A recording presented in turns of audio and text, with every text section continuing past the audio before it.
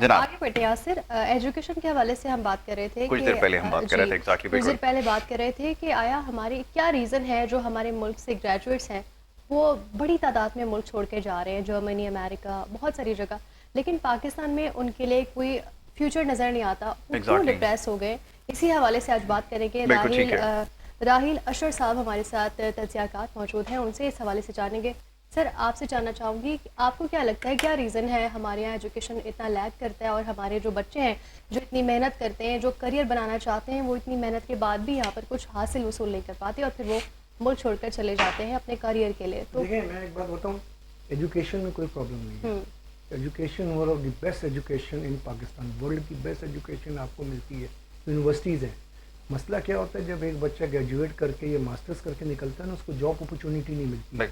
Job opportunity मिलने की वजह क्या है कि यहाँ पे जो आपके एलीट क्लास है उनके बच्चे, आप ब्यूरोक्रेट्स के देख लीजिए, सियासतदानों के देख लीजिए, बाकी आप सारे एस्टेब्लिश इनके देख लीजिए, उनके बच्चों को एक फ़ोन कॉल पे जॉब भी मिलती है जी। उनको सारी फैसिलिटीज़ भी मिलती हैं। बाकी जो आम लोग हैं उनके बच्चे अगर पढ़ लें, जो ग्रेजुएशन कर लें या मास्टर्स कर लें, तो उनको पाकिस्तान में कोई स्कोप नहीं है ना। देखिए जनाब, चेयरमैन जो है मेरी टाइम प्राइम मिनिस्टर की जो टास्क फोर्स है वो मीडिया से गुफ्तगू कर रहे थे और इस हवाले से गुफ्तगू कर रहे थे, और ब्रेक पे जाने से पहले राहिल अशर साहब यहाँ पे तशरीफ फरमा हैं, उनसे हम गुफ्तगू कर रहे थे। बात हो रही थी कुछ मुस्तकबिल के हवाले से कि तालीम के अंदर ख़ास तौर पर ये जो फ्रेश ग्रेजुएट्स हैं इनको अकोमोडेट करने के लिए हमारे पास कोई स्ट्रैटेजी नहीं है। इस मामले पर गुफ्तगू कर रहे थे। राहिल साहब, अर्ज़ ये है कि जैसे भी हमारा ने कुछ देर पहले आपसे ये सवाल किया कि आपने करना क्या है। एक तो ये कि आबादी का एक बहुत बड़ा हिस्सा, 10% के करीब हिस्सा जो है आपका, वो गैर तालीमी याफ्ता है। बच्चों की बात मैं कर रहा हूँ, वैसे तो माशाल्लाह तादाद तो बहुत ज़्यादा है, मगर ये कि जो 10% नौजवान हैं, जो बच्चे हैं जिनकी उम्रें 8 साल से लेकर 15 साल तक की उम्र तक के हैं, वो स्कूल से बाहर हैं, कोई आपके पास उनके लिए प्लान नहीं है। और फिर ये कि जो ले दे के बच्चे किसी ना किसी तरह जो ग्रेजुएट हो जाते हैं, आप उनको बाहर भेज रहे हैं, ब्रेन ड्रेन हो रहा है। कौन सा ऐसा मुल्क है जहाँ पर जिनके नौजवान जो ग्रेजुएट्स हैं, आला तालीम याफ्ता हैं, आप उनको बाहर भेज के अपने मुल्क में तरक्की कर लेंगे? कोई एक मिसाल हो तो जरूरी। मेरे पास कोई मिसाल नहीं है। कोई मिसाल मुझे भी अच्छा, कोई ऐसी आपने बताया ना कि जो बच्चे स्कूल से बाहर, आपको याद होगा यासिर, 85 में मोहम्मद खान जिन्होंने नई रोशनी किया था, वो स्कीम इतनी अच्छी थी। जो स्कूल्स बने हुए हैं ना, उन्होंने शाम की शिफ्ट स्टार्ट कर दी। जी जी जी जी, मुझे याद आ शाम की गया। शिफ्ट में टीचर्स को, उन्हीं टीचर्स को कहा था कि जी हम आपको एक्स्ट्रा इंसेंटिव देते हैं, आप बच्चों को पढ़ाएं। देखें, मोहम्मद खान जिनेजो के 3.5 साल से पहले जो आपकी लिटरेसी रेट था वो 12% था, जिसमें आपके 5% वो थे जो सिर्फ साइन कर सकते थे। वो अपने 3.5 साल में इसको 26% पे डबल कर दिया था उन्होंने। ठीक है, अभी भी ये हो सकता है। आपके स्कूल्स हैं ना, कितने स्कूल्स हैं गवर्नमेंट के, आप देख लीजिए, कराची शहर में देख लें, मेरे ख्याल गवर्नमेंट के 300-400 स्कूल्स तो होंगे। उसमें आप इवनिंग शिफ्ट क्यों नहीं शुरू करते? क्यों नहीं करते? उन्हीं टीचर्स को इंसेंटिव दे के, ठीक है जी, अगर आप दोबारा करेंगे जो आपकी पे है उसमें हम आपको इतना एक्स्ट्रा अलाउंस देते हैं, आप बच्चों को पढ़ाइए।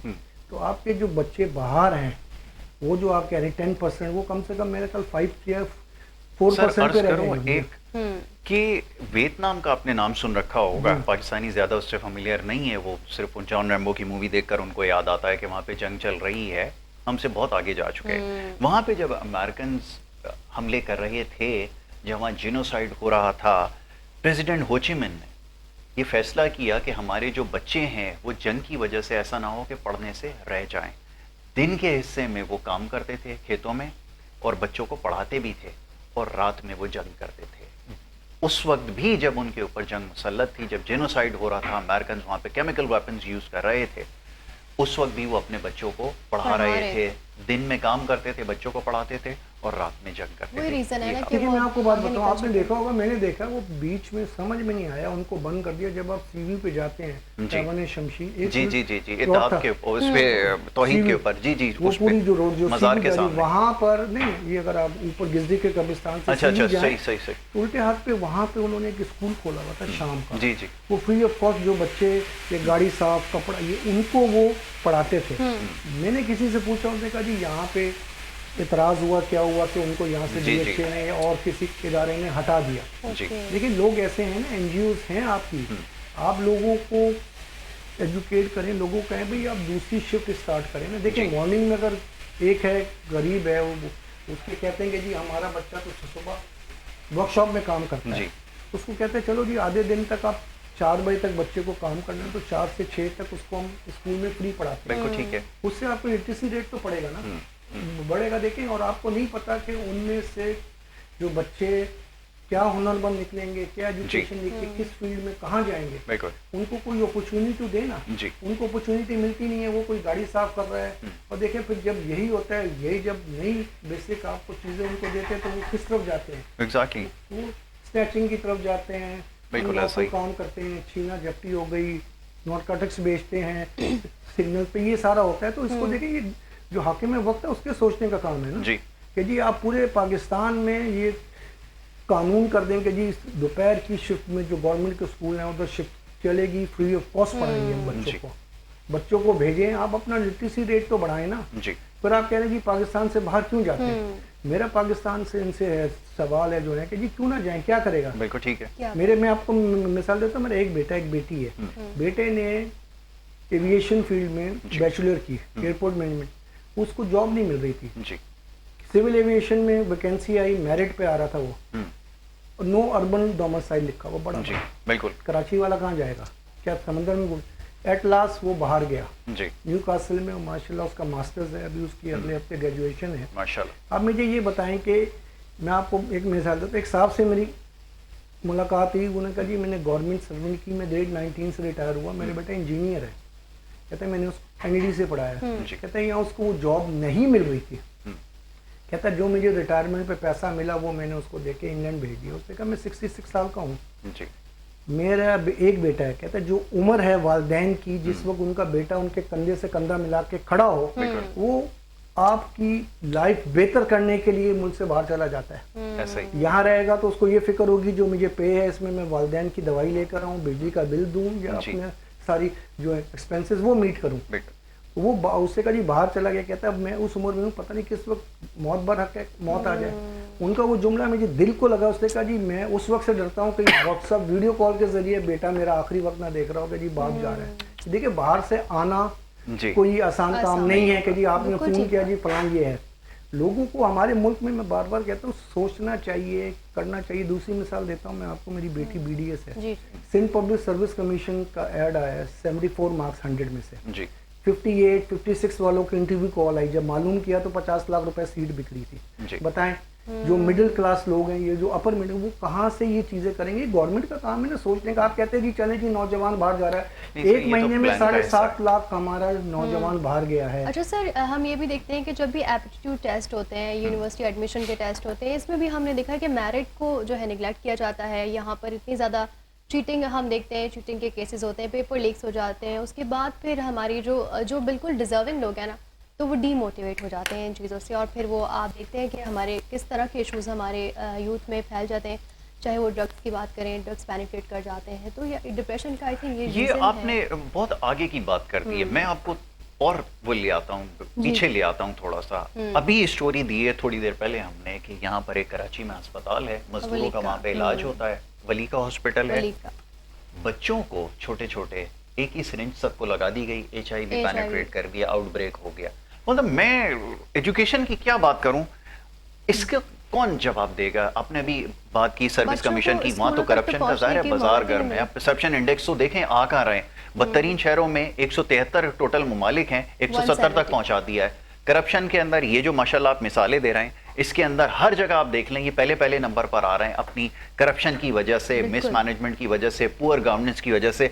किसी भी इंडेक्स में देखें, पुलिसिंग दुनिया की वर्स्ट पुलिसिंग, एडमिनिस्ट्रेशन दुनिया की वर्स्ट एडमिनिस्ट्रेशन, मेयरशिप दुनिया की वर्स्ट मेयरशिप, कहाँ स्टैंड आउट कर रहे हैं आप देखें तो सही। जरा ये आपकी हालत है, कैसे फिर उसको करेंगे। ये तो आपसे एक बात करता हूँ, माजरत के साथ कहूँगा कि बिलावल भुट्टो जरदारी बड़ा कहते हैं जी सिंध जो है उसके हॉस्पिटल का मुकाबला वर्ल्ड में होता है। बताया ये करवा लीजिए, ये मुकाबला करें, ये 100 बच्चों को एड्स करवा दिया। आप उसको छोड़िए, अल्लाह ना करे आप NICD में जाइए जी।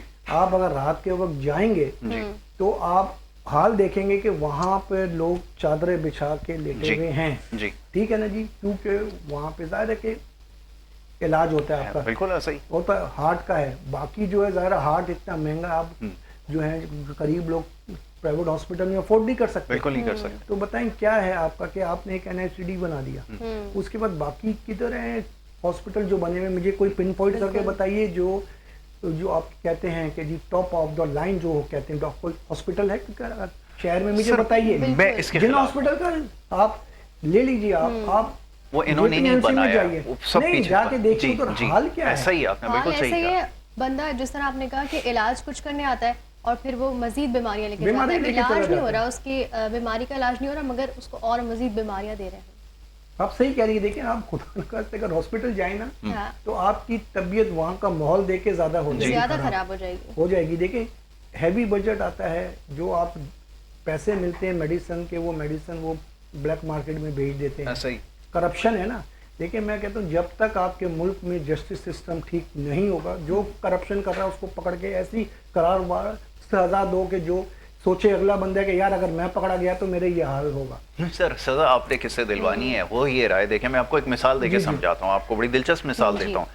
वैसे तो आप हर स्पोर्ट्स में दुनिया की नाकाम तरीन प्लेयर्स आपने पैदा किए हैं, जहाँ जा रहे हैं आपको सिर्फ रसवाई मिलेगी। ख़वातीन की क्रिकेट टीम जाती है खेलने के लिए, वहाँ पर वो सारे मैचेस हार कर वापस आ जाते हैं। वो जॉय ट्रिप होता है, शॉपिंग पिकनिक ये वो पार्टी वार्टी सब हो जाती है, या वापस आ जाते हैं।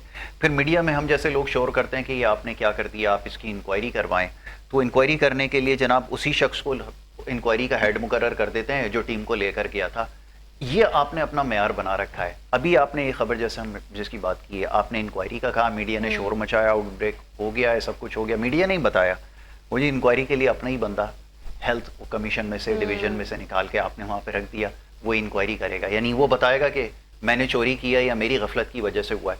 गज़ब खुदा का आप ये देखें, दुनिया में अगर इस तरह का कहीं वाक़या हो जाए, पूरी पूरी हुकूमतें मुस्ताफ़ी हो जाती, रिज़ाइन कर देती। स्पेन के अंदर आपको याद है ट्रेन के अंदर ब्लास्ट हुआ था, अभी ब्लास्ट का तयन भी नहीं हुआ था कि ये हुआ किस वजह से है, आया टेररिज्म है या क्या है। वहाँ के जो मिनिस्टर थे उन्होंने उसी वक्त रिज़ाइन कर दिया कि मैं अब इखलाकी तौर पर जो है वो इसका जवाज़ नहीं हूँ, या मैं अब ये डिज़र्व नहीं करता ये जगह, उसने रिज़ाइन कर दिया। यहाँ पर आप देखें क्या देखिए आपने क्या क्या मिसाल इखलाकी तौर पे हमारे सियासतदान को इखलाकी का मतलब नहीं सर, अल्हम्दुलिल्लाह नहीं पता है ना, नहीं पता ना। देखें वो कुछ नहीं करते। वो देखें पाकिस्तान में सबसे बड़ी प्रॉब्लम है right person for the right job नहीं होता। नहीं, कहीं पे भी नहीं। आपने स्पोर्ट्स की बात की जी, मोहसिन नकवी ने क्या जिंदगी में कभी कोई फर्स्ट क्लास मैच खेला है? उसको आपने बोर्ड का चेयरमैन बनाया हुआ है। अब क्या हुआ आप देखें जी, वो आप टीम को इसको उठा के उसको ले आए, उसको उठा के उसको ले आए, फिर आपने वो जो आप कह रहे हैं इंक्वायरी, अंदर से इंक्वायरी बिठा देंगे। वो इंक्वायरी जो होगी वो क्या करेगा? वो अगर हमारी वुमेन क्रिकेट टीम हार के आई है बुरी तरीके से, क्या इंक्वायरी करेगा वो? आपका स्टैंडर्ड देखें। जब तक आप अपना, अब आप अपनी मिसाल देख लीजिए कि आपकी क्रिकेट टीम की मैं देता हूँ, नेशनल क्रिकेट टीम T20 में क्या रैंकिंग है? एक जमाने में हम 11 सीरीज लगातार जीते थे सरफराज के वक्त में। आपने अना की खातिर के, चूंकि उसने आपकी बात नहीं मानी, आपने सेटिसाइड कर दिया। टेस्ट में आप 8वें 9वें नंबर जी, उससे भी बाहर होने वाले हैं। बाहर होने वाले हैं। वनडे में आप 5th 6th पे हैं, T20 में 5th 6th पे। आपका ये स्टैंडर्ड है। आपने उसको चेयरमैन बनाया हुआ जिसने क्रिकेट का पता ही नहीं है। नहीं चलिए चेयरमैनशिप तो छोड़ें, बाकी तो मामला देखें आप क्या है आपको जी। देखें अब जिसने आप इस फील्ड में है ना, अगर आप मुझे आके कहेंगे राइल साहब आप यहाँ आके बैठ जाएं, तो मैं नहीं कर सकूंगा, क्योंकि मेरी फील्ड नहीं है। आपकी फील्ड है, आपको पता है कि जी किस तरह सारा मैनेज करना होता है। उनको क्या पता कि जी क्रिकेट में किस तरह होता है? मुझे बताइए, मैं आपसे इसी भी सवाल करता हूँ। ये जो आपके सेलेक्टर्स बैठे हुए इनसे सवाल करेंगे, आपने डोमेस्टिक क्रिकेट में देखा कोई किसी को खेल का आपने जाके देखा कि नहीं? तो राइल साहब आप तो वो बात कर रहे हैं कि अभी एक मुल्क है, पाकिस्तान की बात नहीं कर रहा, खुदा आप बहुत बड़ी जल्दी बुरा मान जाते हैं, पाकिस्तान की बात नहीं कर रहा। आपने मुल्क की इकोनॉमी को चलाने के लिए एक बैंकर को आपने जो है वो सारी जिम्मेदारी दे दी। अब आप मुझे बताइए ऐसी मिसाल आपके पास है कि बैंकर बैठकर मुल्क की इकोनॉमी को चला रहे हैं? देखिए मैंने आपको बताया था ना, अभी मैं लास्ट प्रोग्राम में आया था कि पाकिस्तान की बदकिस्मती है कि जी हमेशा इम्पोर्टेड फाइनेंस मिनिस्टर लिए, शौकत तरीन, उसके बाद वो एक और वो थे हफीज शेख आए, उसके बाद सलमान शाह साहब आए, फिर ये आए, फिर ये साइकिल चलती रही। देखिए कि आपके पास मतलब वही मैं आपको कह रहा हूँ, लैक ऑफ जो आप कह right person for the right job नहीं है। आपको बंदा मिलेगा पर आप वो बंदा लेकर आते हैं अपने टॉप पे जो आपको फायदा दे सके, जो आपके मतलब के हिसाब से काम कर सके। आपको आवाम का कोई दर्द नहीं है। अब आपको एक मिसाल देता हूँ, मैं सारा आज लेकर आया था, फरवरी से लेकर अब तक पेट्रोल बढ़ा है 61%। आइए ठीक है, 54% वो सॉरी 65 54% इन्होंने कम किया। डीजल बढ़ा 61 47%। जी आप आ जाएं उस पे आ जाएं, 41% ट्रांसपोर्ट के रेट बढ़े हैं, जी 10% फूड के बढ़े हैं, 21% आपके यूटिलिटीज के बढ़े हैं। अब आप एग्जैक्टली बताइए वो जो आपने किया था एक मेरे पास है औरंगजेब साहब 60,000 वाले का बजट बना के दिखा दीजिए आप कहाँ से। देखिए right person for the right job नहीं, इस मुल्क में सबसे बड़ा यही है कि जी अपनी पसंद से, अच्छा ये मेरा बंदा है इसको यहाँ लगा दो, मेरा बंदा। आपने कहा ना जी इसकी मिसाल मैं आपको एक और मिसाल देता हूँ। मेरी बेटी उसका इंटरव्यू देने गई इसका जी सासी हॉस्पिटल का, उसका जो बोर्ड ऑफ चेयरमैन था उसने उससे सवाल किया ये जो आपकी डिग्री इसका क्या मतलब है। डिग्री का या मतलब तुम बोर्ड के चेयरमैन हो, तुम डेंटिस्ट को सेलेक्ट कर रहे हो बैठ के और तुम्हें ये नहीं पता कि जी इस डिग्री का क्या मतलब है। अब मुझे बताइए कि ये इस किस्म के आप जो कह रहे हैं नहीं तो वलीका सर- के वारदात जो हुई है आपके मुल्क में नहीं होगा सारा। सर आप सर्विस कमीशन के भी तो इम्तिहान देखें ना, सवालात क्या हो रहे हैं आज आप वो तक देखिए- शटल कॉक के पर ही पूछ रहे हैं वो अब कि देखें ना कितने ए लेवल्स को नहीं बचा, बंदा ब्रिटिश काउंसिल का पेपर लीक होना नामुमकिन होना जी था। जी अब वो भी पेपर आपके यहाँ लीक- काम हो गया। आपकी हमारी पॉलिसी की वजह से हो रहे हैं ना, अंदर से लोग। वजह क्या है? करप्शन, नंबर 1 करप्शन, नंबर 2 हमारा जस्टिस सिस्टम जीरो है। जी अपनी मर्जी के फैसले होते हैं, अपनी मर्जी के सारे काम हमारी अदालतें करती हैं। अगर कोई चला जाए वो कहते हैं ना जी दादा केस करेगा तो पोता फैसला ऐसा ही है। सुनेगा। हमारे मुल्क में जब तक मुझे पता है कि जी आज मैं अगर अरबों रुपए की करप्शन कर जाऊं तो मेरे ऊपर हाथ कौन डालेगा? ये बंदा आएगा उसको मैं इतने पैसे दे दूंगा, इसको इतने दे दूंगा, वो मुझे बरी कर देंगे। मुझे बताइए कोई आज तक पाकिस्तान में प्रॉपर कोई इंक्वायरी हुई है किसी भी की? आप ये जो आप कह रहे हैं जो वली का हॉस्पिटल की मिसाल दी जी। आपने, क्या इसकी प्रॉपर इंक्वायरी होगी? नहीं इंक्वायरी होती है, इंक्वायरी करते हैं लेकिन करते कुछ नहीं। नहीं, ऑन पेपर्स होती है। कल्प्रिट जो होगा उसके हाँ ऑन पेपर होता है, फाइल बन जाती है, फाइल बन लेकिन जाती करते है। कुछ नहीं, करना कुछ नहीं है, उसका आउटकम कुछ नहीं निकलेगा, बस ये है जी। चलें राइल सर जी, बहुत साहब शुक्रिया। Thank you so very much, बहुत शुक्रिया आपका कि आपने प्रोग्राम में वक्त दिया। ये वो बातें हैं जी ना चाहते हुए करनी पड़ती हैं, यही सब कुछ हमारी सोसाइटी में हो रहा है, ये बताना इसलिए ज़रूरी है। अब बहुत सारे लोग कहते हैं कि यार सुबह के वक्त अच्छी बातें बताओ, ये आपकी सोसाइटी का हाल आपके सामने रखना है, यही कुछ हो रहा है। अच्छी बातें ढूंढना बहुत मुश्किल है हमारे लिए, बहुत Exactly. कम ऐसी खबरें होती हैं जो अच्छी खबरें होती हैं। ज्यादातर क्या हम अच्छी जब खबर भी सुबह उठते हैं तो हमें इस तरह की खबरें मिलती हैं, तो क्या करें हम भी? Exactly. बात तो करनी पड़ेगी, बात जब तो भी करनी इसका पड़ेगी, हल सुनना भी निकलेगा। पड़ेगा, अब सच बर्दाश्त करना पड़ेगा। और ब्रेक के लिए कहा जा जितना रहा है बोलेंगे इस हवाले से तो उतना आई थिंक बेहतरी होगी। और यहाँ पर एग्जैक्टली एक बताना break तो के लिए कहा जा पड़ेगा। रहा है। ब्रेक ले लेते हैं, ब्रेक के बाद वापस आते हैं। आप देखते रहिए wake up Wake Up Pakistan.